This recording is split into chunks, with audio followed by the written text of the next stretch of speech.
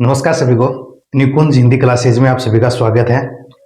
जैसा कि आप देख रहे हैं, अलंकार पर आधारित आज अपनी ये पहली क्लास है और आज की इस क्लास में हम अलंकार से संबंधित जो भी महत्वपूर्ण बिंदु है उन सभी को देखेंगे। तो आइए देखते हैं।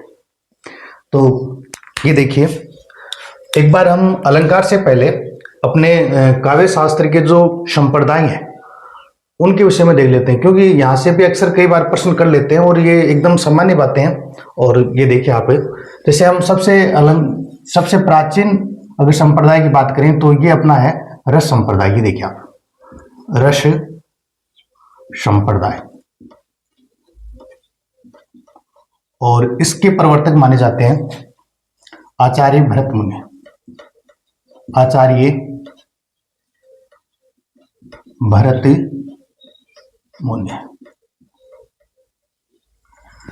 रस संप्रदाय के बाद अगर बात करें तो अलंकार संप्रदाय। अलंकार संप्रदाय, और इसके प्रवर्तक हैं आचार्य भामह। इन्हें बहुत अच्छे से देखना है। फिर रीति संप्रदाय,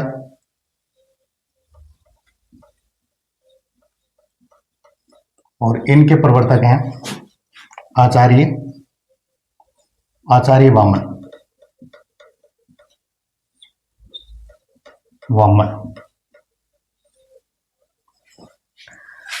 ध्वनि संप्रदाय,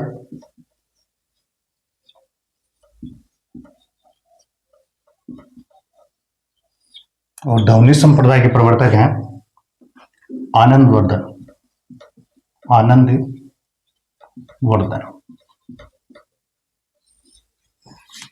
फिर देखिए वक्रोक्ति संप्रदाय। वक्रोक्ति अलंकार भी है और ये संप्रदाय भी है। संप्रदाय, इसके प्रवर्तक हैं आचार्य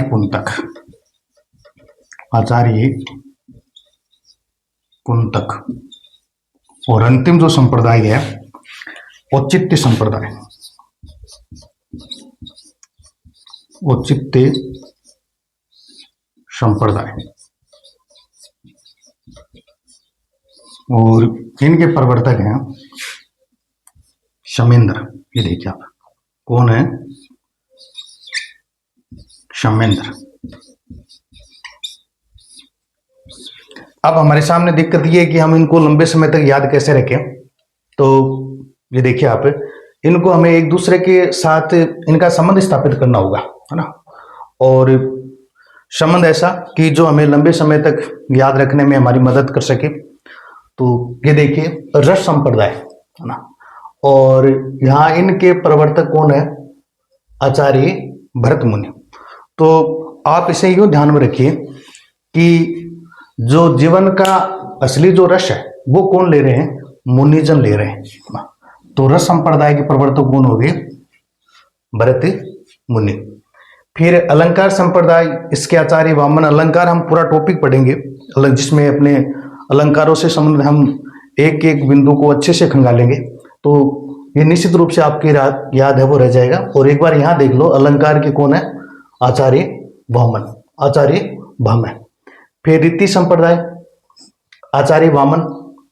और रीति, जैसे कि अगर इनका अर्थ देखें तो परंपरा, और वामन के विषय में आपने बहुत अच्छे से जान रखा है कि ये अवतारी पुरुष और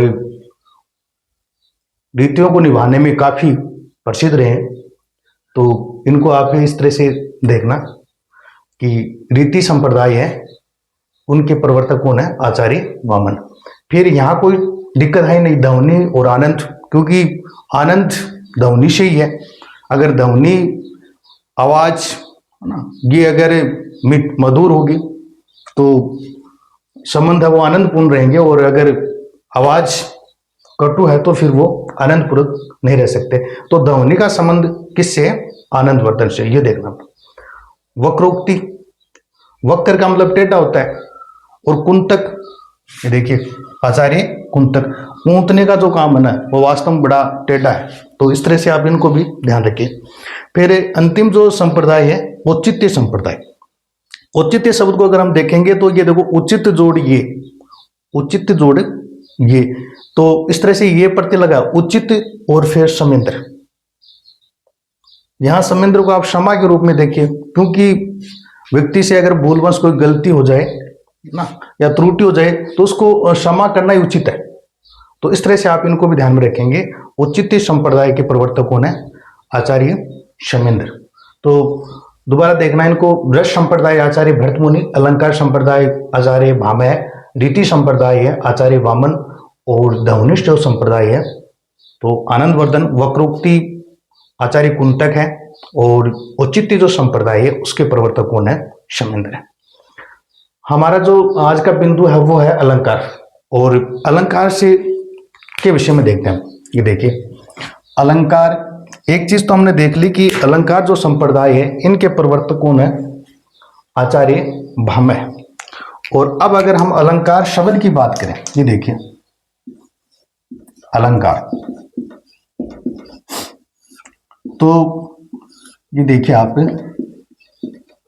अलम जोड़ कार, अलम जोड़ कार, कहने का मतलब है कि अलंकार जो शब्द है वो अलम जोड़कार इन दो शब्दों से मिलकर के बना है। और यहां अलम का अर्थ होता आलम या फिर शोभा, आलम या फिर शोभा। और ये देखिए कार, ये क्री धातु से बना शब्द है ना, और क्री धातु से जो भी शब्द बनते हैं उन सब का अर्थ क्या होता है? करना, करना। अगर हम देखें तो शोभा करने वाले, शोभा करने वाले। अगर हम यहां अलंकार के शाब्दिक अर्थ की बात करें, शाब्दिक अर्थ, अलंकार का शाब्दिक अर्थ, तो ये देखिए आभूषण, आभूषण, या हम गहना या भूषण, या इनका हम अर्थ दूषण से भी ले सकते हैं। तो ये ध्यान में रखना कि अलंकार का शाब्दिक अर्थ क्या है? आभूषण, गहना, भूषण या फिर दूषण। अलंकार वास्तव में है क्या? तो यानी कि काव्य की शोभा बढ़ाने वाले धर्मों को क्या कहते हैं? अलंकार कहते हैं। ये परिभाषा लिख लो, महत्वपूर्ण भी है ना। काव्य की शोभा बढ़ाने वाले धर्मों को अलंकार कहते हैं, अलंकार कहते हैं। काफी महत्वपूर्ण परिभाषा है और कई बार परीक्षाओं में ये पूछी गई है। और ये परिभाषा आचार्य दंडी की है। किसकी है? आचार्य दंडी। इस परिभाषा को समझना, देखो काव्य की शोभा बढ़ाने वाले धर्मों को अलंकार कहते हैं। ये परिभाषा है आचार्य दंडी की। कहने का मतलब है कि काव्य जो है उसकी शोभा बढ़ाने का काम कौन करते हैं? अलंकार करते हैं। यहां एक चीज और ध्यान में रखनी होगी कि अलंकार है ना, ये काव्य में शोभा उत्पन्न नहीं करते बल्कि शोभा को बढ़ाते हैं। और अब हम अलंकार के जो प्रवर्तक हैं आचार्य भामह, इनकी परिभाषा को देखेंगे। आचार्य भामह की, इनका कहना है कि ये देखिए आप, जिस प्रकार वनिता का मुख, वनिता का मुख आभूषण के बिना, आभूषण के बिना शोभा नहीं देता, शोभा नहीं देता, उसी प्रकार अलंकार, उसी प्रकार काव्य भी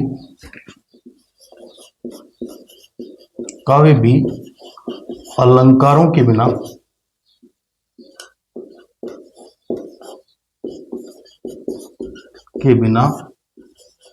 शोभा नहीं देता, नहीं देता। और ये है आचार्य भामह, आचार्य भामह। ये दोनों ही जो परिभाषा है, हमें एक दो परिभाषा और देखेंगे और इन परिभाषाओं को अच्छे से ध्यान में भी रखेंगे क्योंकि काफी महत्वपूर्ण है। जिस प्रकार वनिता का मुख आभूषण के बिना शोभा नहीं देता, उसी प्रकार काव्य भी अलंकारों के बिना शोभा नहीं देते।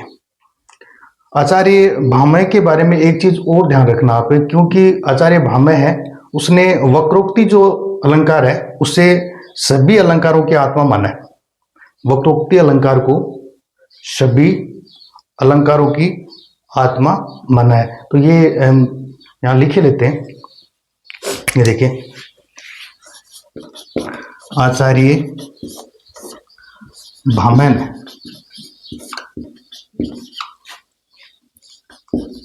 वक्रोक्ति अलंकार को, वक्रोक्ति अलंकार को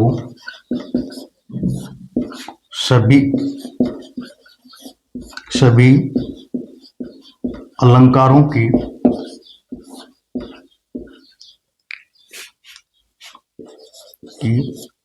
आत्मा माना है, आत्मा माना है। और यहाँ पर एक बात है, आप ये राजशेखर की भी ध्यान में रखना। राजशेखर और इनकी पुस्तक का नाम है काव्य मीमांसा, काव्य मीमांसा।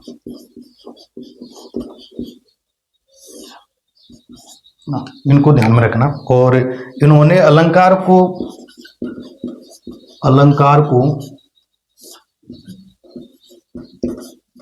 सातवां वेदांग का, सातवां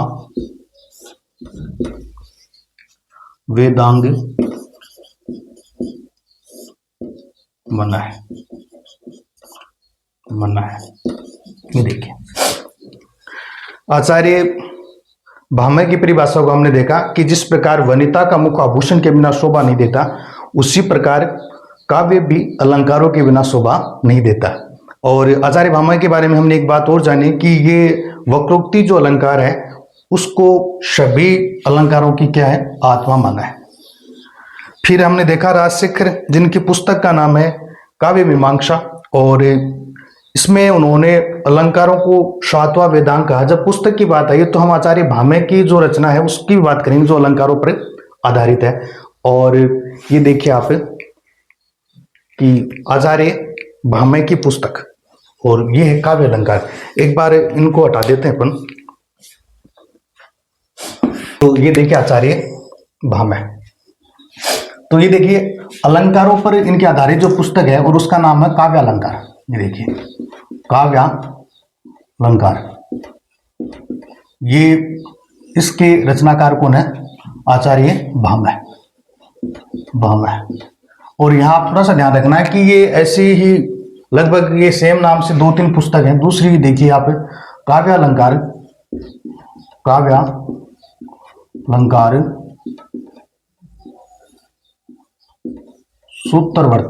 सूत्रवर्ती। इस पुस्तक के रचनाकार हैं वामन। रीति संप्रदाय के प्रवर्तक के रूप में हमने देखा आचार्य वामन। और एक पुस्तक और मिलती है ऐसी, और इसका नाम है काव्य अलंकार सार संग्रह, सार संग्रह। और इनके रचनाकार हैं रूपेक। ये देखिए आप, रूपेक। तो ये हमें ध्यान में रखनी होगी कि काव्य अलंकार है, इसके रचनाकार कौन है, आचार्य भामह। और काव्य अलंकार सूत्रवर्ती, इसके रचनाकार कौन है, आचार्य वामन। काव्य अलंकार सार संग्रह, और इनके रचनाकार कौन है, रूपेक। अभी हम बात कर रहे थे कि अलंकार से संबंधित जो भी महत्वपूर्ण परिभाषाएं हैं, जिसमें हमने सबसे पहले आचार्य दंडी की परिभाषा देखी कि धर्म को क्या कहते हैं। उसके बाद हमने आचार्य वामन की बात की थी, आचार्य भामह की बात की थी, जिसमें हमने आभूषण के बिना शोभा नहीं देता। ठीक उसी प्रकार अलंकार है वो भी क्या है, काव्य है, वो भी अलंकारों के बिना शोभा नहीं देता। इसी क्रम में हम एक और महत्वपूर्ण जो परिभाषा है, और ये है आचार्य केशव की, ये भी हम देखेंगे। और ये कई बार परीक्षाओं में पूछा गया है, और ये ज्यादातर ये जो परिभाषा आचार्य केशव वाली है, इसमें क्या है कि इन्हें पंक्ति के रूप में पूछा जाता है कि ये पंक्ति किस रचनाकार की। तो ये परिभाषा देखिए आप, ये देखिए, यद्यपि सुजाति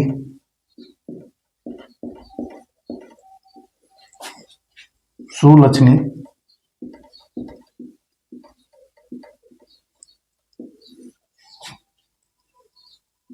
सुवर्ण सुवर्ण सरस सवरित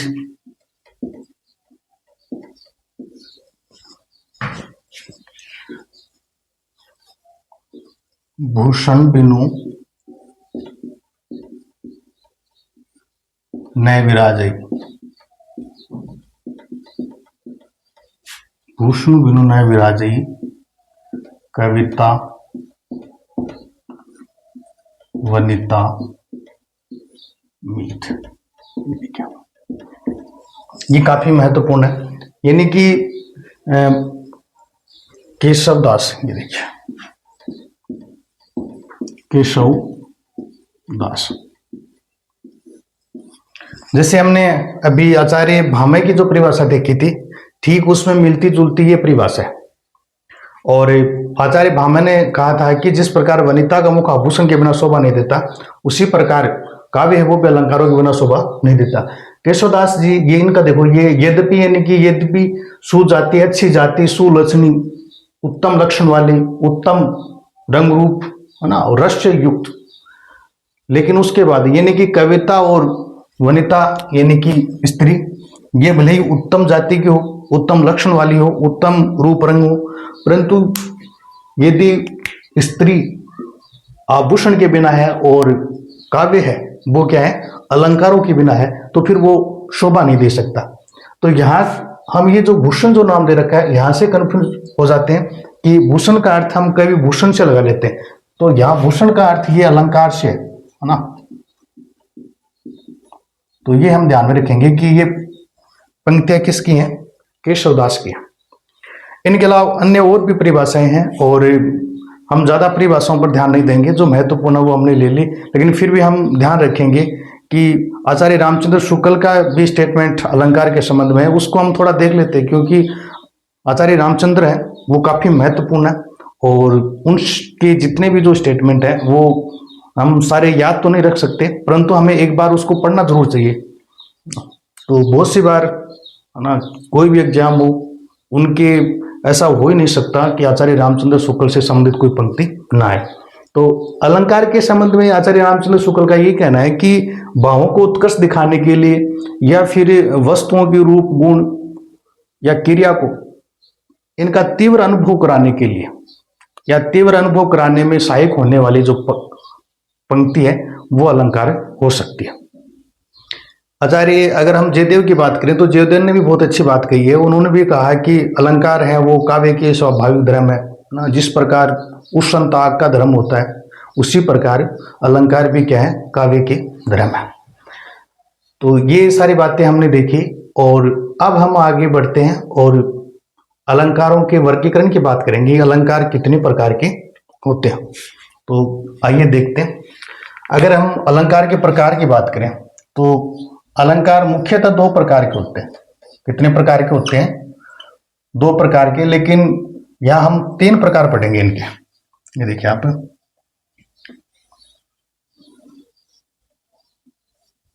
सबसे पहले शब्दालंकार। शब्दालंकार, और नंबर 2 पर पढ़ेंगे अर्थालंकार। अर्थालंकार,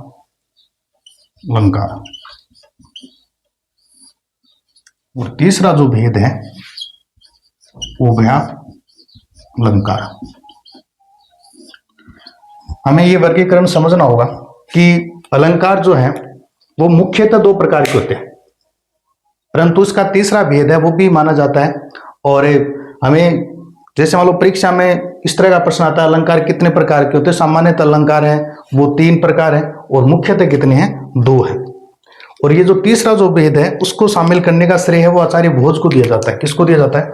आचार्य भोज ने माना है कि अलंकार का तीसरा भेद भी होता है। आचार्य भोज। और उभय जो अलंकार है इसको पाश्चात्य अलंकार भी कहा जाता है। ये देखिए आप, पाश्चात्य अलंकार या फिर इसे आधुनिक अलंकार भी कहा जाता है। आधुनिक अलंकार भी कहा जाता है।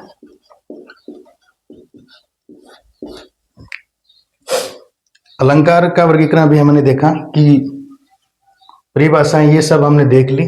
तो अलंकार हैं वो मुख्यतः 2 प्रकार के और कुल 3 प्रकार के। मुख्यतः 2 प्रकार के और कुल हमने कितने देखे हैं? 3 प्रकार के देखे। और जो तीसरा जो भेद है वो शामिल करने का श्रेय किसको दिया जाता है? आचार्य भोज को दिया जाता है। यहाँ हम इनकी अगर परिभाषाओं की बात करें कि शब्द अलंकार से क्या तात्पर्य है, अर्थ अलंकार से क्या तात्पर्य है और उभय अलंकार से या पाश्चात्य आधुनिक अलंकार से क्या तात्पर्य है, तो आइए देखते हैं। शब्द जैसा कि ये नाम से स्पष्ट हो रहा है, हम देख रहे हैं शब्द और अलंकार, शब्द जोड़ अलंकार। जैसा कि हमने अलंकार की परिभाषा देखी कि अलंकार से क्या तात्पर्य, तो काव्य की शोभा बढ़ाने वाले धर्मों को हमने क्या कहा है? अलंकार का है। तो यहां देखिए, जहां काव्य में शब्द के कारण यानी कि किसी शब्द विशेष के कारण काव्य की शोभा बढ़े तो वहां कौन सा अलंकार होगा? शब्द अलंकार। यहाँ एक बात और ध्यान देने वाली है कि शब्द का अगर हम पर्यायवाची शब्द रख देंगे, यानी कि जहां काव्य में जिस शब्द के कारण चमत्कार उत्पन्न हो रहा है या काव्य की शोभा बढ़ रही है वो शब्द अलंकार है ना। लेकिन उस शब्द का पर्यायवाची शब्द अगर हम रखते हैं तो उससे वो चमत्कार नहीं रहेगा, वो चमत्कार है वो नष्ट हो जाएगा या कम हो जाएगा। तो कहने का मतलब है कि शब्द अलंकार शब्द विशेष के कारण काव्य में चमत्कार उत्पन्न हो या काव्य की शोभा बढ़े उसको क्या कहेंगे? शब्द अलंकार कहेंगे। फिर बात करते हैं अर्थ अलंकार की। तो यहां पर भी आप देख रहे हैं कि अर्थ और अलंकार ना, तो जहां काव्य में शब्द के स्थान पर अर्थ के कारण काव्य की शोभा बढ़े तो उसको क्या कहते हैं? अर्थ अलंकार कहते हैं। यहां हम उस शब्द का समानार्थी शब्द अगर रख देंगे, उसका पर्यायवाची शब्द भी हम रख देंगे, तो फिर अलंकारित्व है वो नष्ट नहीं होता, वो कम नहीं होता, वो बना रहता है। तो ये क्या हो जाएगा? अर्थ अलंकार। और उभय से दोनों ओर ना, तो ये देखो शब्द और अर्थ, शब्द और अर्थ,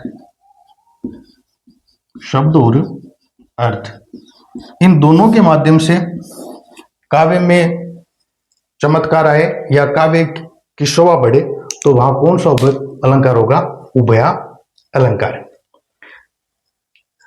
तो जैसे शब्द अलंकारों की हम बात करें है ना, तो इसमें ये देखिए आप, जैसे अनुप्रास अलंकार है, अनुप्रास है। इसी प्रकार से आपकी यमक अलंकार है, सलेश है। तो ये कौन सा अलंकारों की श्रेणी में आते हैं? शब्द अलंकारों। इसी प्रकार और देख लो आप, पुनरुक्ति प्रकाश अलंकार है, पुनरुक्ति प्रकाश। अर्थ अलंकारों हम देखेंगे, हम बड़े इनको गहराई से पढ़ेंगे। और ये देखिए उपमा अलंकार है, उपमा है, रूपक है ना। इसी प्रकार से आपकी उत्प्रेक्षा है, विरोधाभास है। तो ये सारे किस में आ जाएंगे? आपके अर्थ अलंकारों में। तो आज की क्लास में हमने सबसे पहले काव्य के संप्रदाय देखे और उससे आगे हमने बात की थी कि अलंकार शब्द की उत्पत्ति, अलंकार शब्द का शाब्दिक अर्थ और उनकी परिभाषाओं को हमने देखा है। और अंत में हमने जो अलंकार है उसका वर्गीकरण किया और उसमें हमने देखा कि अलंकार है वो 3 प्रकार के होते हैं: शब्द अलंकार, अर्थ अलंकार और उभय अलंकार। उभय जो अलंकार है इसको काव्य में शामिल करने का श्रेय किसको दिया जाता है? आचार्य भोज को दिया जाता है। उभय अलंकार को अन्य जो नाम है पाश्चात्य अलंकार के नाम से भी पुकारा जाता है, आधुनिक अलंकार है उसके नाम से भी पुकारा जाता है। शब्द अलंकार जो कि हम पढ़ेंगे पूरे विस्तार से, और उसमें देखेंगे कि शब्द के कारण नहीं किसी शब्द विशेष के कारण काव्य में चमत्कार हो या काव्य में शोभा बढ़े तो वो शब्द अलंकार है, और जहाँ काव्य में किसी शब्द के अर्थ के कारण चमत्कार या उसकी शोभा बढ़े तो वो क्या हो जाएगा, अर्थालंकार। और जहाँ शब्द और अर्थ दोनों के कारण काव्य की शोभा बढ़े या काव्य में चमत्कार उत्पन्न हो तो वहाँ कौन सा अलंकार हो जाएगा, उभय अलंकार। तो आज की इस क्लास के लिए इतना ही, मिलते हैं नेक्स्ट क्लास में, और वहाँ पर हम पूरे विस्तार से जो शब्द अलंकार जो कि आपके सिलेबस में दिए हुए हैं एक एक करके हम उनको देखेंगे। तो मिलते हैं नेक्स्ट क्लास में, तब तक के लिए धन्यवाद।